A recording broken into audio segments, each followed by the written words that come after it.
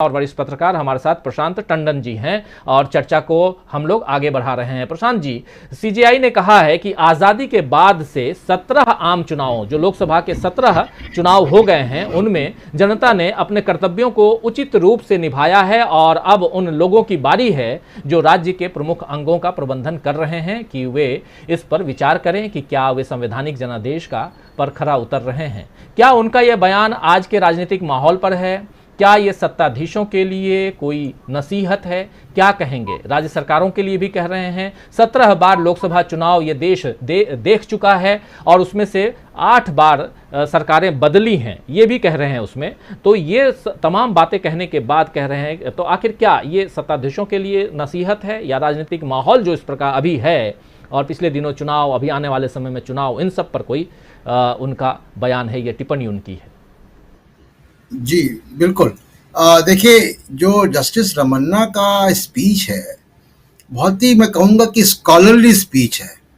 बहुत उसमें विद्वता है और और मैं तो सुझाव दूँगा कि जो हमारे आपके सुनने वाले जो सजग नागरिक हैं, जो जो लॉ के स्टूडेंट हैं, जो वकील हैं, जो पत्रकार हैं, वो गूगल से जाके डाउनलोड करके उस स्पीच को पढ़ें और रखें अपने पास, क्योंकि वो भारत के संविधान और जुडिशरी और कार्यपालिका का एक बहुत ही बेहतरीन समझने का दस्तावेज है।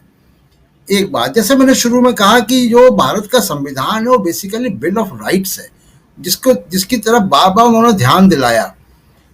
दूसरी बात जो आपने उठाई कि देखिए, जो जस्टिस रमन्ना ने कहा उसका सीधा मतलब ये है कि ये 5 साल के लिए ब्लैंक चेक नहीं है सरकार में। अगर आप जीत के बहुमत के साथ आ गए, आपको रोज रूल ऑफ लॉ के तहत संविधान और कानून के प्रति जवाबदेही देनी पड़ेगी। अब एक चिंता मेरी ये है कि जो जितनी प्रोग्रेसिव स्पीच चीफ जस्टिस ने दे दी या दूसरे जजेस भी ऐसी प्रोग्रेसिव स्पीच देते रहे हैं, पीछे भी मैंने देखा जस्टिस चंद्रचूड़ की चर्चा की श्रवण जी ने। अब बारी है वॉक द टॉक करने की।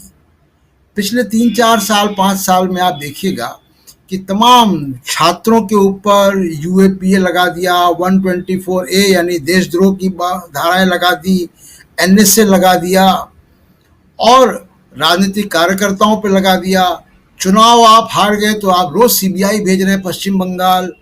ये जो संस्कृति है, इसके खिलाफ एक चेतावनी जरूर उन्होंने एक शालीन शब्दों में दे दी है कि हम इसको देख रहे हैं।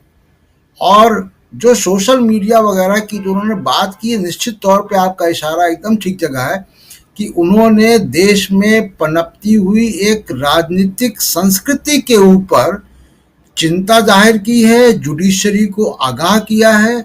जो हाई कोर्ट के जजेस, चीफ जस्टिस और दूसरे सुप्रीम कोर्ट के जज इस स्पीच को उन्होंने पढ़ा होगा, सुना होगा, तो उनके लिए ज़रूर ये संदेश है कि ये जो मॉब मेंटालिटी है, ये जो लिंच मॉब क्रिएट किया गया है सोशल मीडिया पे और सड़कों पर, इससे प्रभावित ना हो और उससे प्रभावित ना होकर संविधान और कानून के दायरे में अपने फैसले करें। इसीलिए वो फ्रीडम स्ट्रगल के बाद से पूरा एक सिलसिलेवार ढंग से उन्होंने भारत के संविधान को समझाया।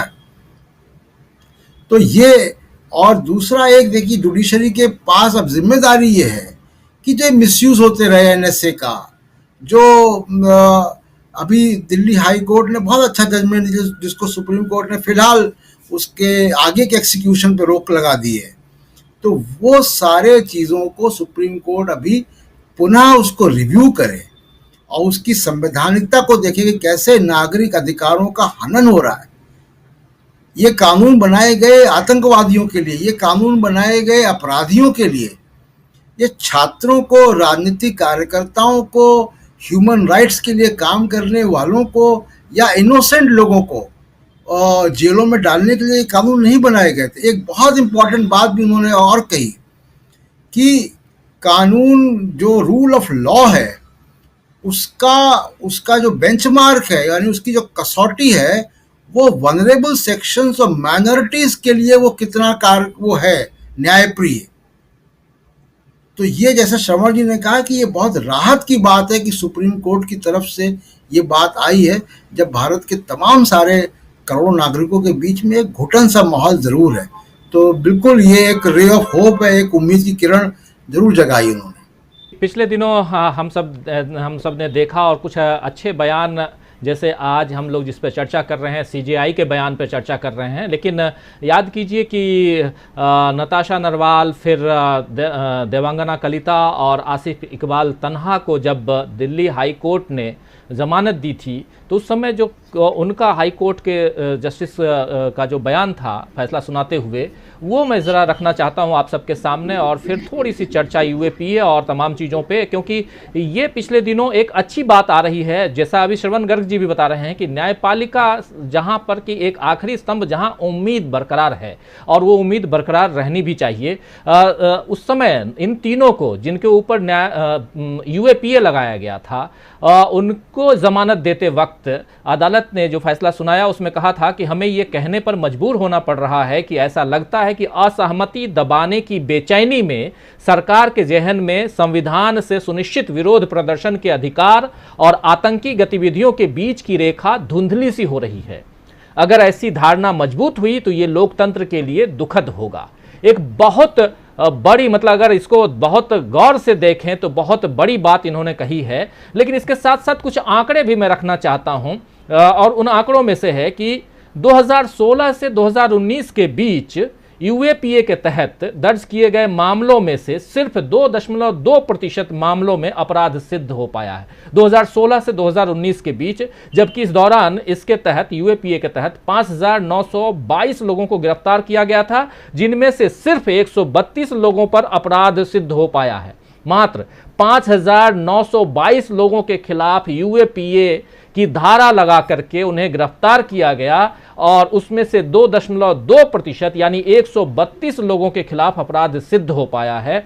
इससे आप अनुमान लगा सकते हैं कि आखिर देश में जो ऐसे कानूनों का किस ढंग से इसके तहत लोगों को मजबूर किया जा रहा है, गिरफ्तार किया जा रहा है, फंसाया जा रहा है। और इसीलिए इन तीनों जो लोग थे, नताशा नरवाल, देवांगना कालिता और उसके अलावा आसिफ इकबाल तन्हा, इन तीनों को जब दिल्ली हाई कोर्ट से जब जमानत मिलती है, तो फिर एक बहुत ही गंभीरतापूर्ण और बहुत एक अच्छी बात सामने आती है फैसला सुनाते हुए। ओवरऑल आजकल जो पिछले दिनों, और आज भी देख रहे हैं, पिछले दिन जहां से मैं शुरुआत कर रहा था कि पिछले दिनों लगातार हम देख रहे हैं कि कुछ चीज़ें अच्छी हो रही हैं, न्यायपालिका से कुछ खबरें अच्छी आ रही हैं। भरोसा जो है, जो डगमगा रहा था, वो भरोसा फिर से, और हमारे तमाम साथी जो जुड़े हुए हैं वो भी न्यायपालिका के पक्ष में अच्छी अच्छी बातें कर रहे हैं, लिख रहे हैं भी कमेंट बॉक्स में, मैं देख रहा हूं।